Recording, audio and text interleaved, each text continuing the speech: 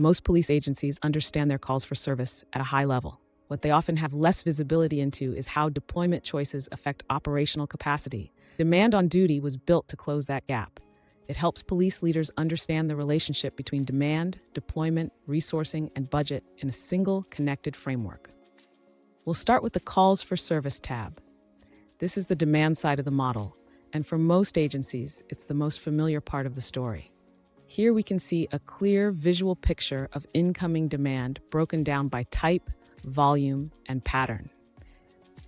Knowing demand is important, but the next question is what that demand actually requires from your deployed resources over the course of a shift. When we look at a typical 12-hour shift, the assumption is often that we have a full 12 hours of officer time available. In reality, once we account for lunch, breaks, briefings, and travel to zone, that number drops by 2 hours or more. Our effective patrol strength is closer to 10 hours, not 12. And even that is only part of the picture. What about response time targets, proactive policing, and what about the human side? When demand pushes the required headcount over the scheduled deployment line, overtime becomes essential. We now move from the deployment expense tab into the resourcing tab, because this is where the operational picture becomes actionable. What we just adjusted now feeds directly into how we think about the people, the hours, and the resourcing required to meet demand.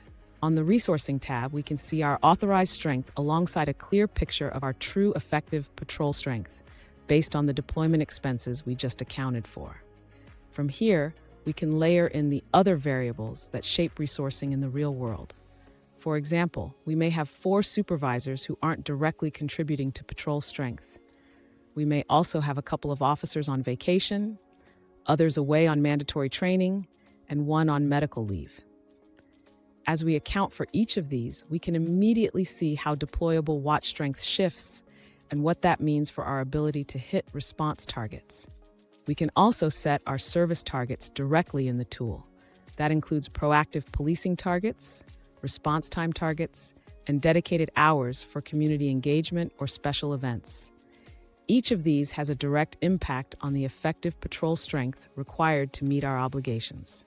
The tool then tells us, in plain terms, whether we're resourced adequately or whether overtime and additional officers will be needed to close the gap.